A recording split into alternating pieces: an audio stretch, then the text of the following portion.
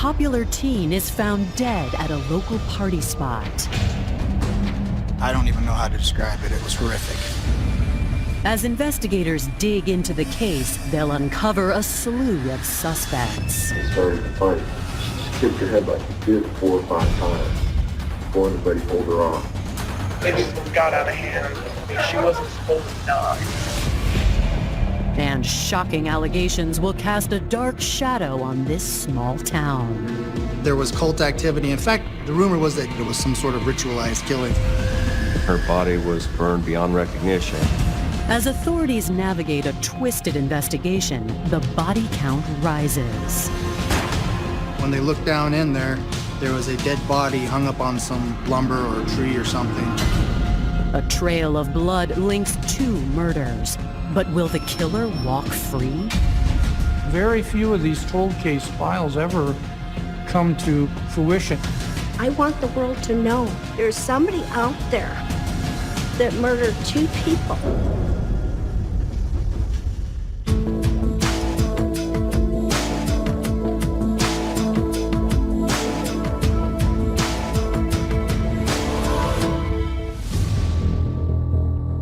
The Prescott National Forest provides Prescott, Arizona residents with endless recreational activities. People rode their dirt bikes out there and would go shooting out there during the, daytime. On the evening of September 29th, 1988, one target shooter is just finishing up for the night. As he makes his way back to his truck, he comes across one of the area's many fire pits. So there was a pile of garbage bags there, and a portion of it had been burned, and he saw what he thought was a stick poking up out of the burned area. But as the gentleman moves closer, he makes a horrific discovery. He realized it was an arm. At which point he had to go to, I believe he went to a drugstore to call 911. Within minutes, the Yavapai County Sheriff's Office responds to the area just outside of Prescott city limits known to locals as Gordo's Pit, where they quickly locate a body. You could tell that there was stuff that had been dumped on top and had been set on fire. Was incredibly brutal and demeaning. The body was burned beyond recognition. I don't even know how to describe it. It was horrific.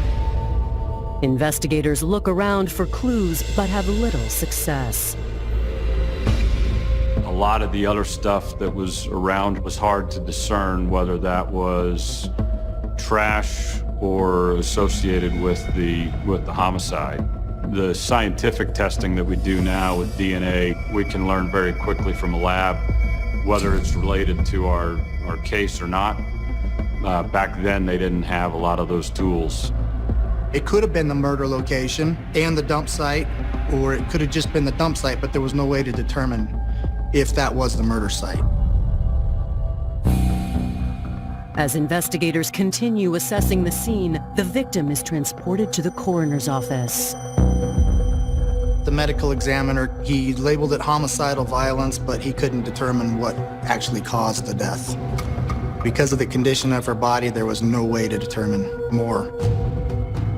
What was found at autopsy were heat-killed fly larvae, as he documented it. So from the time the body dies, there's a period of time before the larvae can grow to a certain level, and then they were burned. The general area of the scene was fairly clear. It was likely they were killed at another location. While the cause of death is unknown, the coroner is able to identify the victim. There was a dental records comparison made, and it was determined that the victim was Pamela Pitts. The night Pamela Pitts was last seen was the night of September 16th, 1988. Pam was missing, 13 days. Pam was originally reported as a missing person within the city limits of Prescott. So the Prescott Police Department had an investigation into her as a missing person.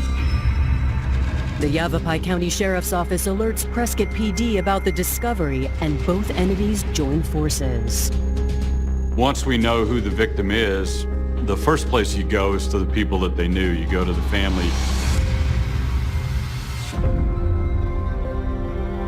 They came to my house in the evening and came in and sat down and said they had recovered a body, and that according to the dental records that it was Pam. Pam's family is devastated by the news. It was like, I don't even know how to describe that. It was not only heartbreaking, but mind-boggling at the same time. So I was trying to balance all that stuff and figure out who in the heck could have done this to my daughter.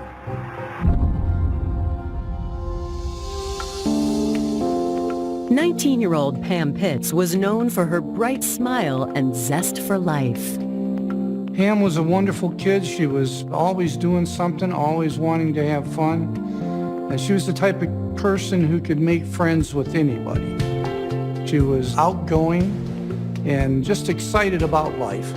The oldest of four, Pam loved nothing more than her family.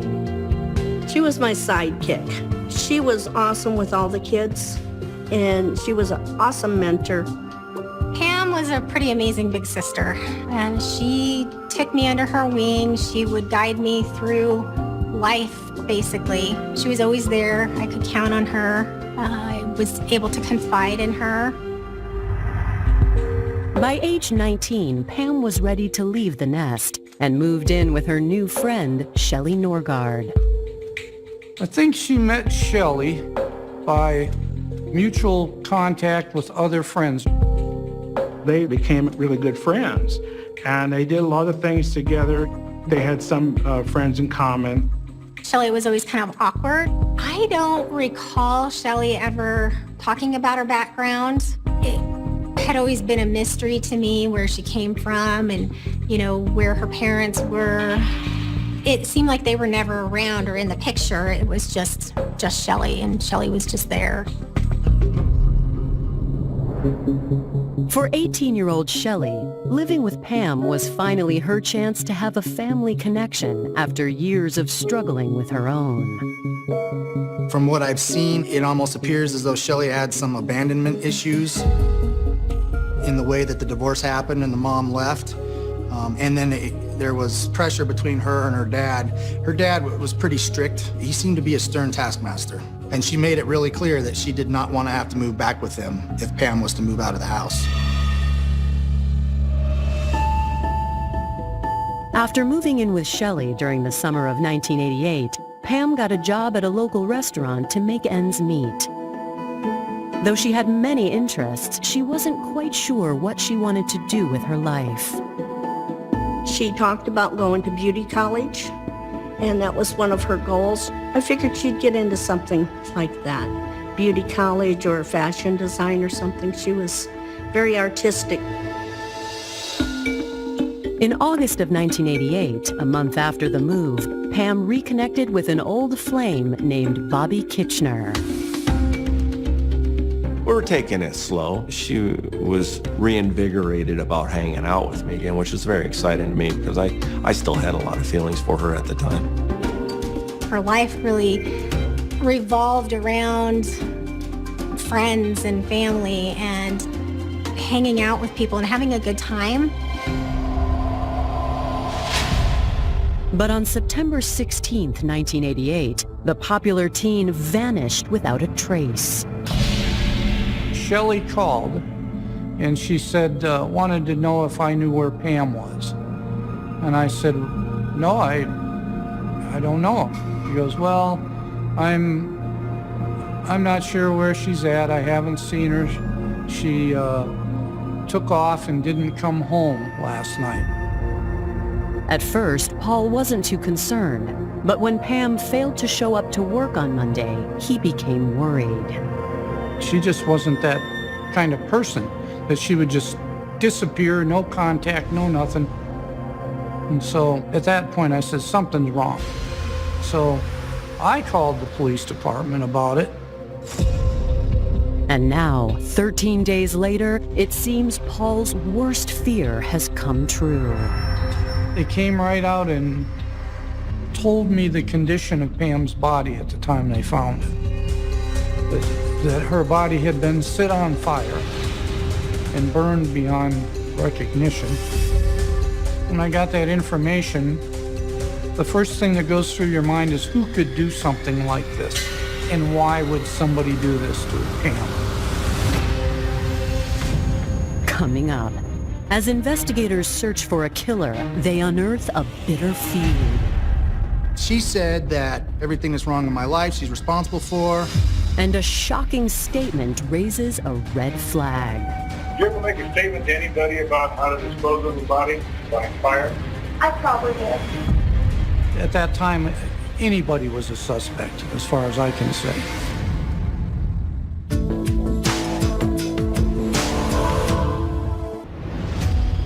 September 29th, 1988.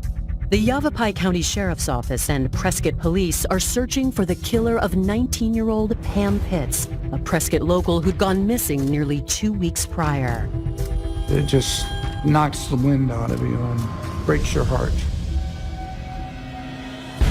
Speaking with homicide detectives, Pam's father Paul says not long after he reported Pam's disappearance, he learned some troubling news. I found out from the police, actually, that Pam's car was at home this whole time.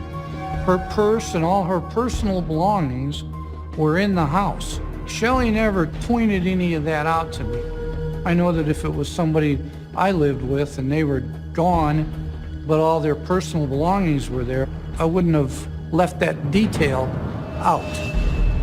There's obviously some suspicion going on. According to Paul, Pam and her roommate Shelly Norgard's friendship had recently become tumultuous. They were having issues over money within a couple of months. What she told me is that the rent wasn't getting paid, and she told me, she says, "I'm ready to move back home, Dad." She said, "You okay with that?" And I said, "Of course I'm okay with that." And I said, "When do you want to do this?" And she says, "Well, I haven't told Shelly yet." But she said, "I'm going to let her know. I'll tell you how it goes."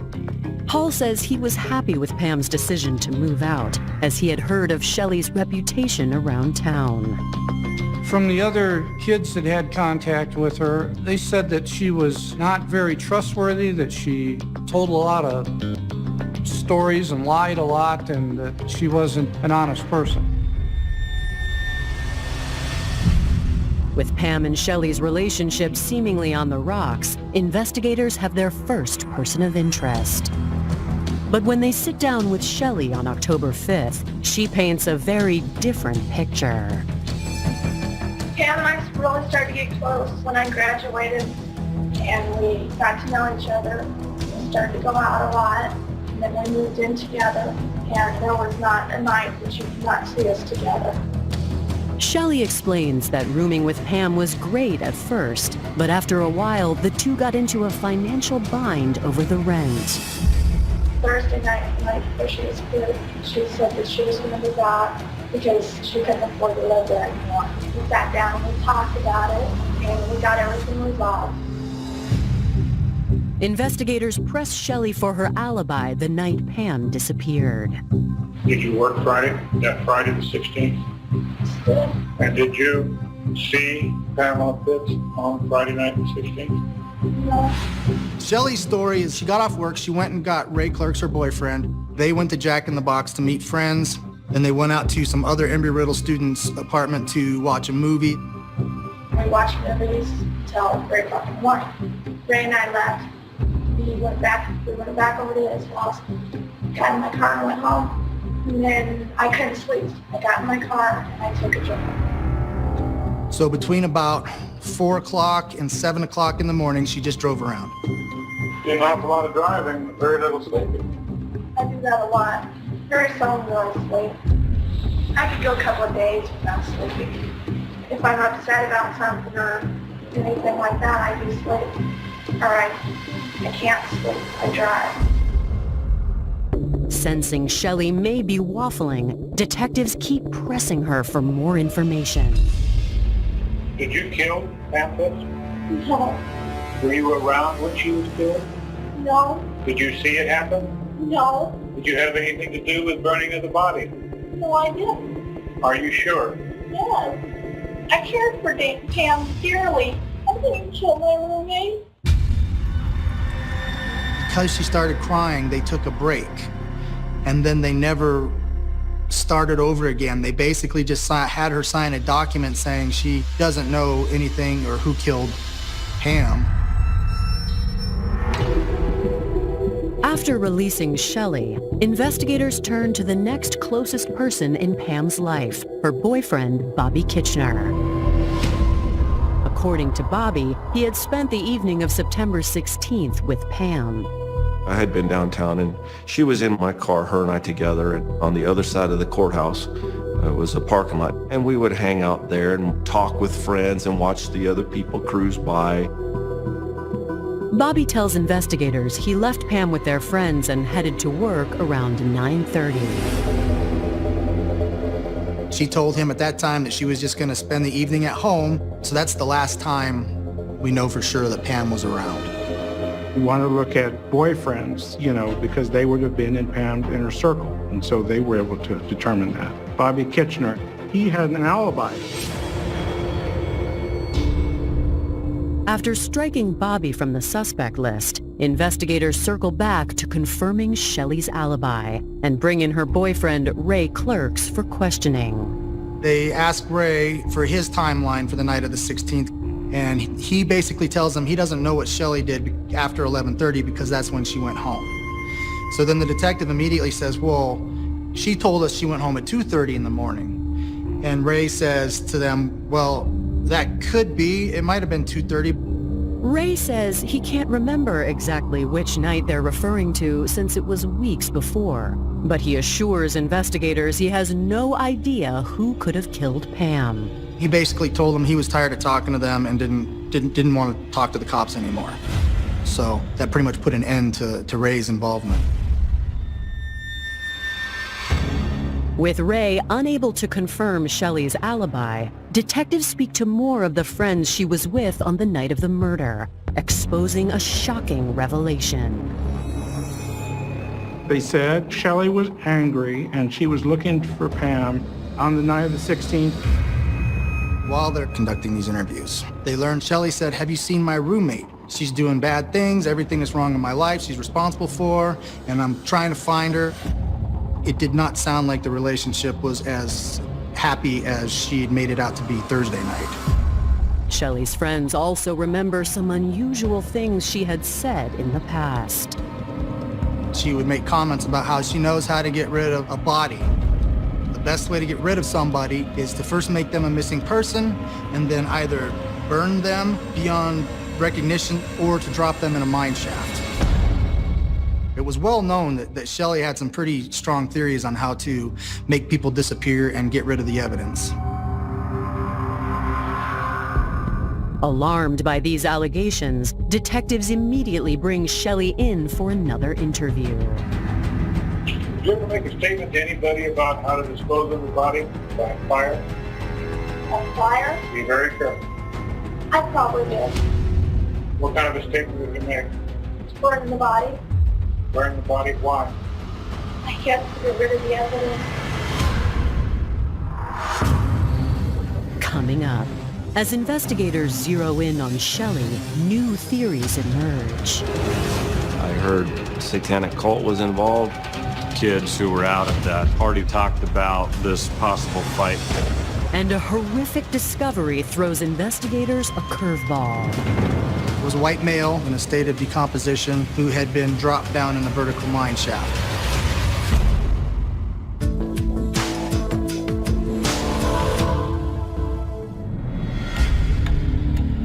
October 1988. It's been a month since the body of Prescott teen Pam Pitts was found burned and dumped in a forest. Now, investigators wonder if bad blood between Pam and her roommate Shelly Norgard could have led to her brutal murder. At that time, anybody was a suspect, as far as I can say.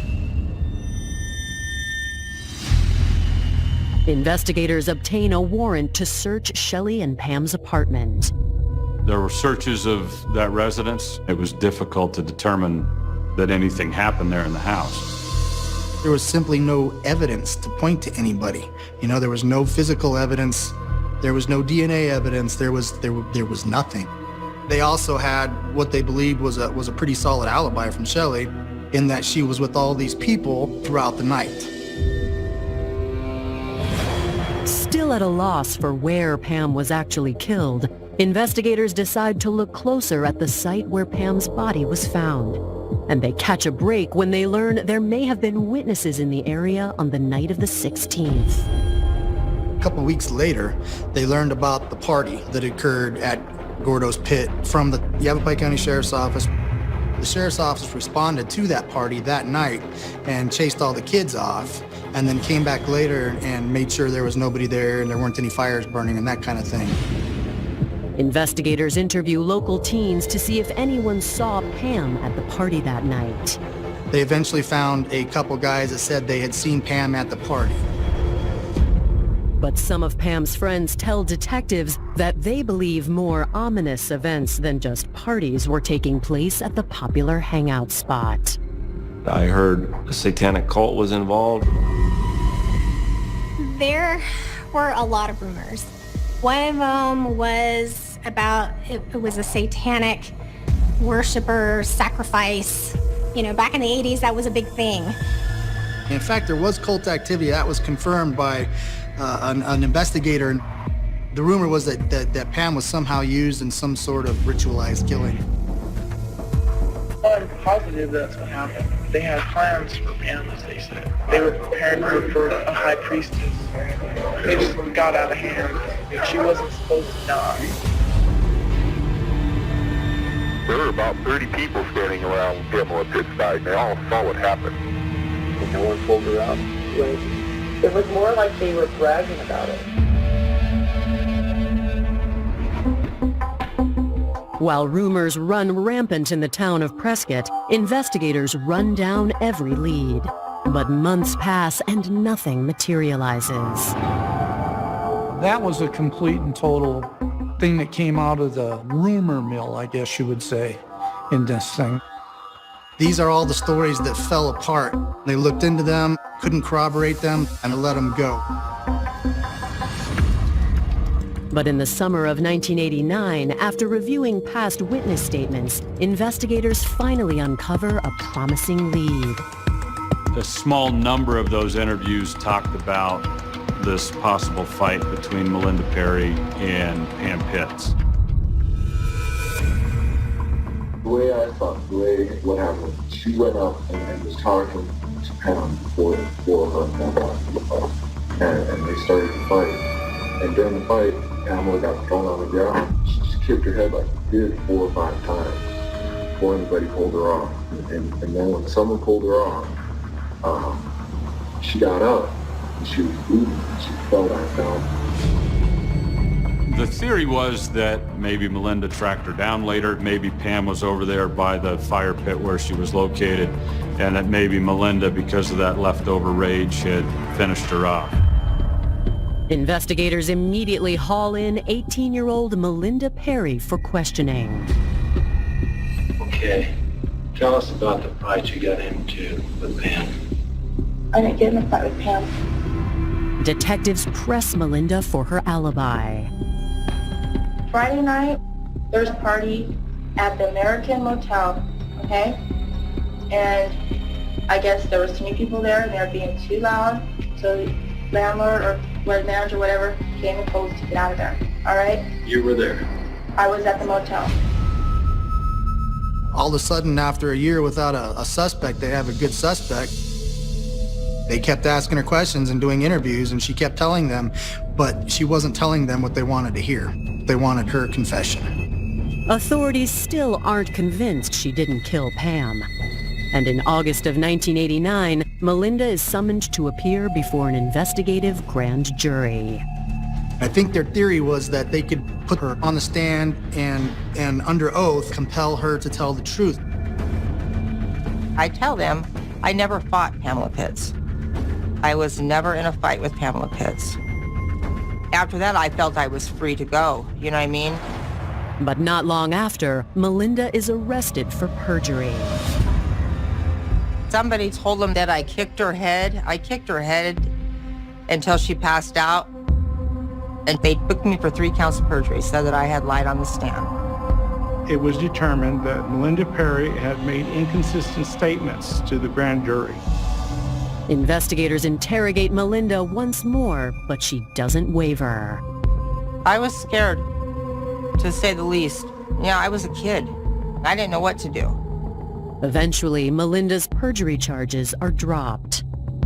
Her whereabouts were pretty well documented for that weekend, and obviously that charge didn't hold up. For 2 years, I fought that, and then they had to close the case. They didn't have any evidence of that. I left Arizona. I went to Nevada that very day. It was just traumatic for me. Though investigators head back to the drawing board, nothing sticks. I would say about 3 years it had gone fairly stale and cold. It becomes a cold case when you run out of leads, you run out of people to interview, and you have no more evidence to analyze. I mean, at that point, you need something to trigger it again. Very few of these cold case files ever come to fruition. You know, I was willing to do whatever it took and wait as long as I had to wait for something to break in her case. Suddenly, on May 25th, 1991, a shocking discovery dredges Pam's case back into the light. Prescott College students are exploring a cave, and then it led to a vertical mine shaft, and when they looked down in there, there was a dead body hung up on a lumber or a tree or something. The sheriff's office came in to begin the investigation. It was a white male, young male from what they could tell, in a state of decomposition, who had been wrapped in a waterbed liner, like a waterbed mattress liner, and then dropped down in the vertical mine shaft. After retrieving the body, the coroner quickly determines the cause of death. The autopsy revealed that he'd been shot in the head. He was in a state of decomposition, so it had been some time, several weeks. The Yavapai County Medical Examiner was able to determine through dental records that the deceased individual located in the mine shaft was Ray Clerks, boyfriend of Shelly Norgard.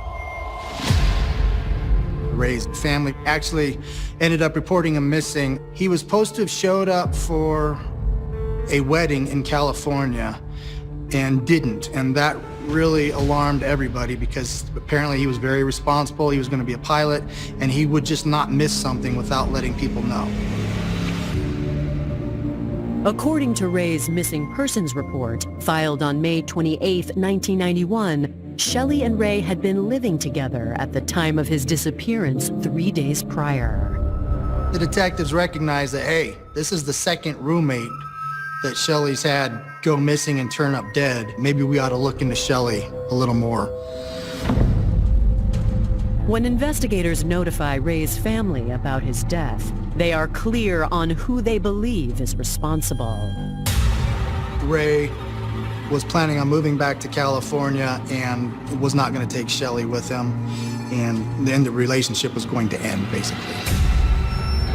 Investigators have heard the story before. You have two individuals, Pamela Pitts and then Ray Clerks, who have decided that they're going to leave Shelly Norgard in a physical way and in an emotional way. She doesn't want that. She's angry. Coming up, new evidence finally connects to an all too familiar suspect. One print was recovered from one of the flashlights. That, of course, put her in the mine shaft. And I was like, oh my goodness, finally, something.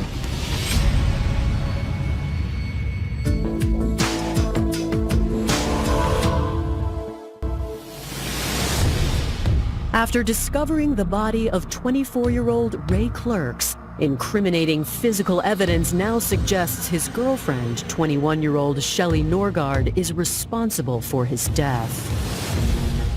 Shelly Norgard's fingerprints, or one print, was recovered from one of the flashlights that they located in the mine shaft. So that, of course, put her in the mine shaft. With evidence mounting, investigators head to the home Shelly and Ray shared with a search warrant in hand. The big thing with that case was Shelly's car. When they walked up to the car, they immediately noticed the smell of death in and around Shelly's car. In the trunk, they found evidence that a dead body had been stored there. There was blood present, and it was the same blood type as Ray's.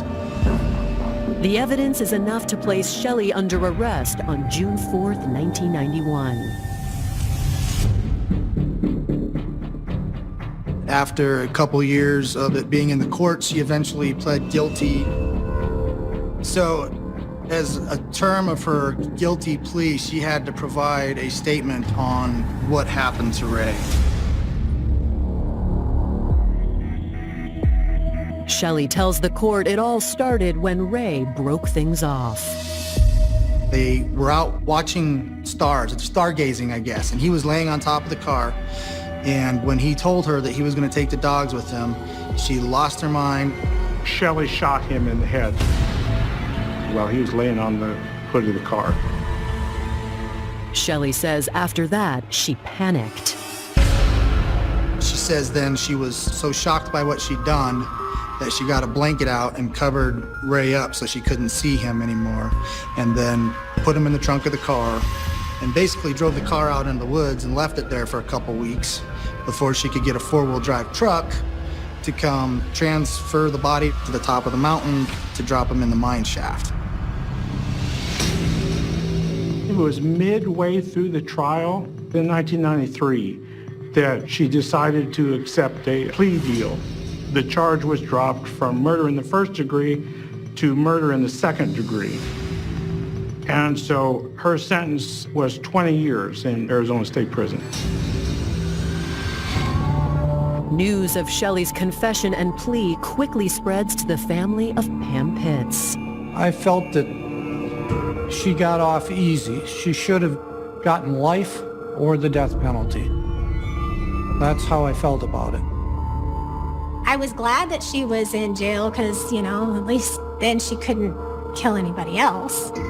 Pam's family hopes the sentence will buy some time for investigators to finally connect Shelly to Pam's case as well. She might have been afraid that he was going to tell on her or let that secret out at some point.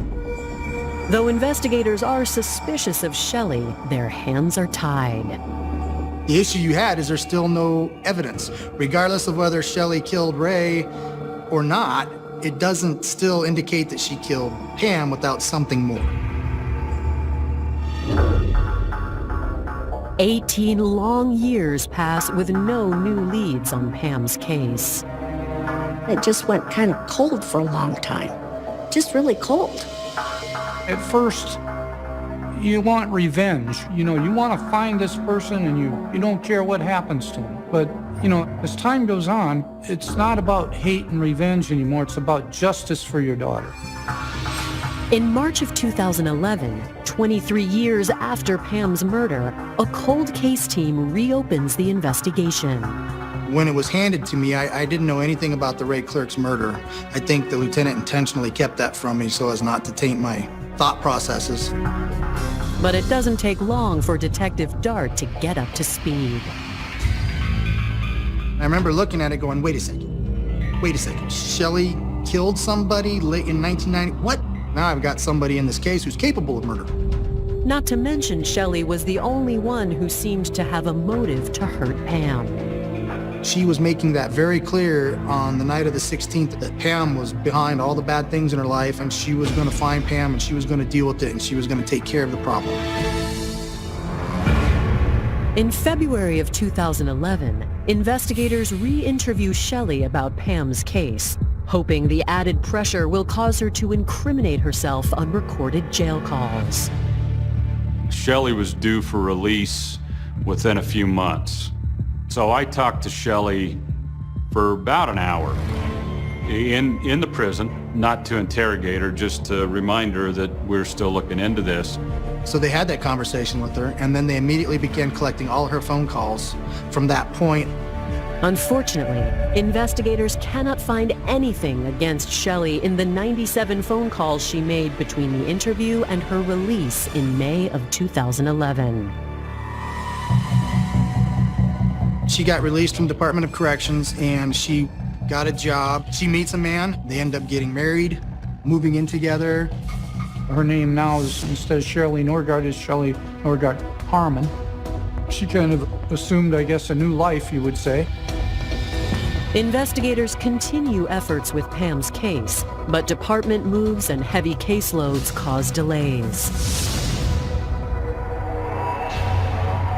Finally, in the spring of 2017, 6 years after Shelly's release, investigators hit pay dirt. I remembered, hey, well, whatever happened to those calls? So I actually listened to all 97 of them myself. She called her dad and told him the detectives were here. They're still looking into the Pam Pitts case. He asked her, are we okay? You can tell he's concerned about what's going to happen. And they talk about Shelly's going to get an attorney. Well, that's what I've been thinking for 20 years, but then I don't know exactly. You've never told me what actually happened, so I'm kind of up in the air again now that you don't like it. I had a huge moment. And then the line just goes silent. When I heard that, the hair stood up on my arms and I was like, oh my goodness, finally, something. So that statement, in the context of them talking about the night Pam went missing, that was enough with all the other circumstantial evidence we had to get an indictment on Shelly. On June 2nd, 2017, investigators make their move. I went in, identified myself, told her where I was from, and you could just see this look, like almost like defiant resignation. I'd like to talk to you about 1988. Am I under arrest? You may be. I may be, but I need to see a lawyer. Okay then. You are under arrest for murder of Pamela Pitts. Coming up, as the trial looms, prosecutors face an uphill battle. A lot of our witnesses are either dead or just simply don't remember. It's kind of a long shot. And Pam's family makes a tough choice. You can't tell me that this was an accident. I don't believe it. That's something that is extremely personal and shows a lot of hate for somebody.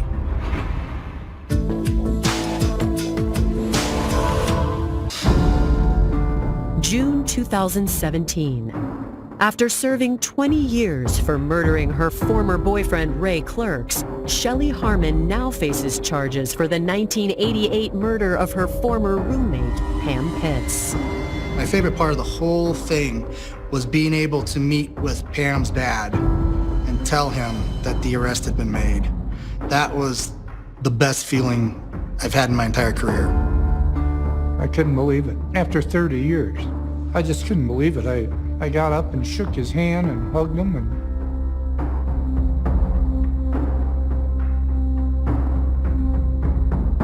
I just kept saying, I can't believe it. I can't believe it. Thank God. But as the case heads to trial, it faces a number of setbacks. The problem remains that it's a 30-year-old case, and a lot of our witnesses are either dead or have dementia or just simply don't remember what all happened back then. So to try this case, to say it was a 50-50, it's kind of a long shot that we actually get a conviction out of it. Prosecutors are forced to present Pam's family with a catch-22. So they tried to have this plea agreement set up. The defense said that the only way that she would change her plea to guilty would be if she didn't have to do any more time. Knowing that she would not confess and tell the actual truth, I felt that it was best just to go with the guilty plea. On March 1st, 2021, nearly 4 years after her arrest, Shelly stands before the court and gives her version of the events that transpired on September 16th, 1988.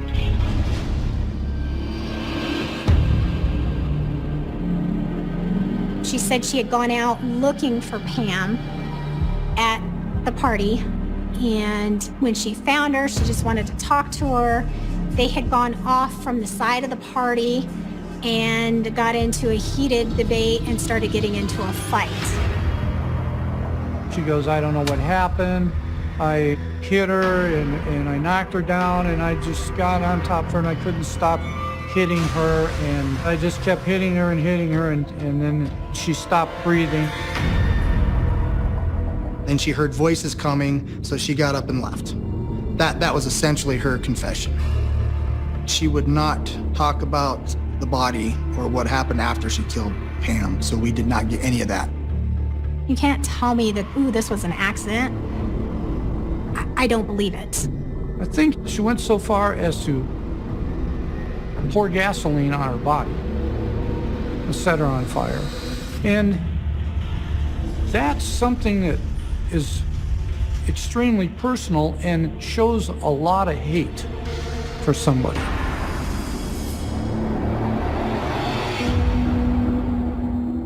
Following her statement, Shelly is released from custody at the age of 50. She got credit for 20 years for the time she served in prison for Ray Clark's murder and the 3 or 4 years that she sat in county jail waiting for trial in the Pam Pitts case. And for the confession that she killed Pam, she got to walk out. I look at it and I go, well, the main thing is she did confess to it, and she did get convicted. And it was justice for Pam. Did it look like we want it to look like? No. In terms of, I would like to have seen her get the maximum sentence for what she did. But you have to take the sometimes small victories that you get and hang on to those and cherish those.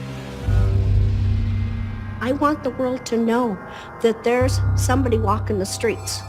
There's somebody out there that murdered two people that she so professed to love, a boyfriend and a best friend.